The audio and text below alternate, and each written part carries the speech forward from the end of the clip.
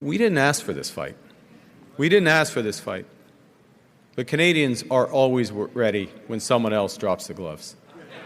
So the Americans, they should make no mistake, in trade as in hockey, Canada will win.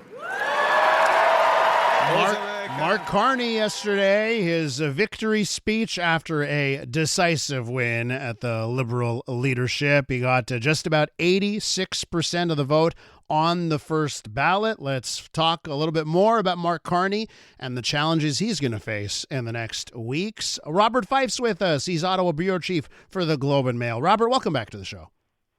Glad to be here. So, were you surprised at all with just how decisive the victory was for Mark Carney? Well, I certainly knew it was going to be a first ballot victory, but I didn't realize that it was going to be almost 86%, which is phenomenal. So, yes, I think that was a surprise to everybody. And just on how poorly Chrystia Freeland did. I think that's the other part of this here, right? The woman woman that led us into this leadership race did not fare very well. No, she didn't, but that's not surprising because, first of all, a lot of Liberals were very upset with her for the way she handled her resignation. She resigned on the day that she was to deliver an economic statement. And then she was critical of policies of the Trudeau government, calling them gimmicks. The GST holiday, for example, and the possible rebates of $250, as well as the capital gains. And since she was a finance minister who brought that in, there was a bit of a hypocrisy. Mm-hmm. And the other issue was that although she is a very talented and smart person, the Liberals understood that she's not the right person for the times. She is not an especially good retail politician. She never really developed strong relationships with caucus. And there's just no doubt that Canadians are looking to Mark Carney, not because of his experience as a central banker, both with the Bank of Canada during the global crisis and economic crisis in 2008, as well as the way he effectively handled Britain's leaving the European Union at Brexit when he was a Bank of England governor. And all the polls have shown that Canadians judge Mr. Carney to be more capable than Pierre Poilievre by a significant margin in handling Donald Trump and safeguarding the economy. So these are kind of things that Liberals want to stay in power, and they look at the polls, and it was no doubt for many of them that this was that Mr. Carney is the right person. We'll see whether he is or not. Yeah, and there's no denying some of those polls we've seen on that subject matter. Robert, in the Globe and Mail, your latest piece there writes about the challenges, the immediate tests, right? Mark Carney facing immediate tests in U.S. relations as the election looms. Why don't you talk to me about that? Tell me about the immediate tests that Mark Carney will face. Well, I mean, tomorrow we're going to get hit with 25% tariffs on Canadian steel and Canadian aluminum, which is actually mind-boggling, given the fact that the Americans get 60% of the aluminum from Canada, and even the steel companies here are owned by Americans. So and I think Mr. Carney, while he will not be Prime Minister tomorrow, I think you're going to see that he will agree with the government that we have to retaliate with the similar tariffs on U.S. steel. They don't really sell us any aluminum, but we'll have reciprocal tariffs for sure. Mm-hmm. And then he's got, I assume that in either today or tomorrow or very soon, there will be a discussion, a phone call between Mr.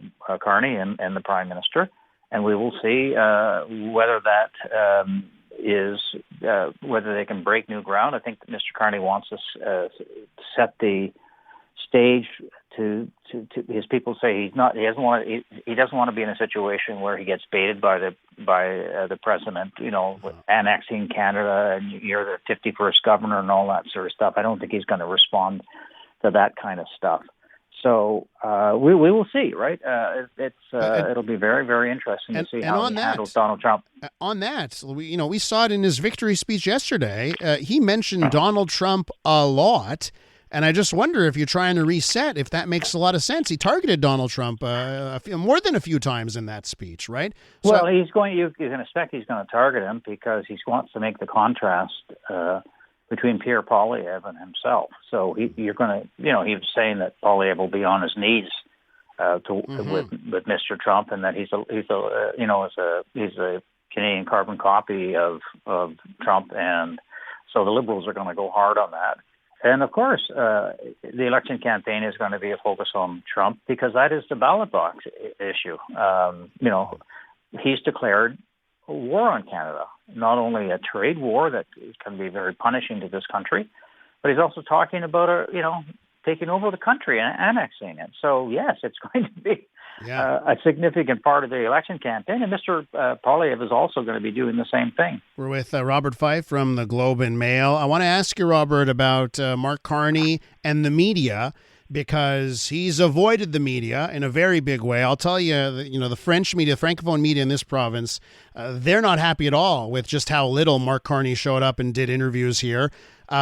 What does Mark Carney need to do here now? And do you think he's going to continue to try and avoid the media, or are we going to see a Mark Carney much more available right now? I think he's probably going to try to avoid the media. He's not a strong retail politician.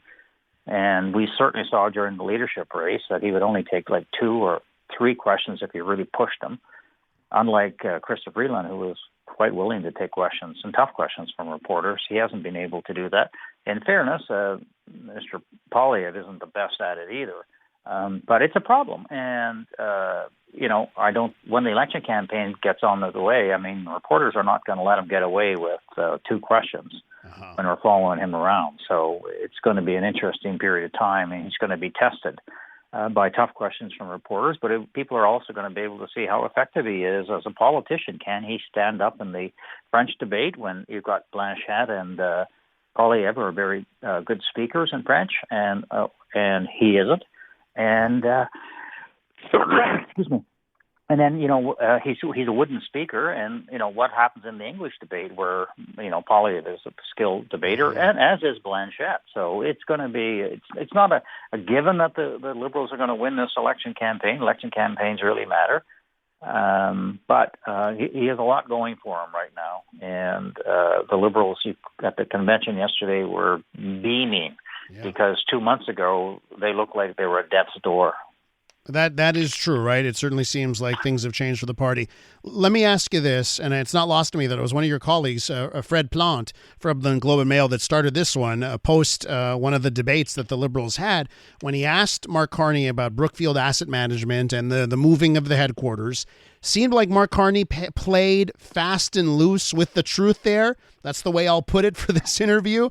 And I just wonder if that could be a concern here on how Mark Carney, when he does get a question asked of him, how he answers those questions. Do you see any danger there for Mark Carney going forward?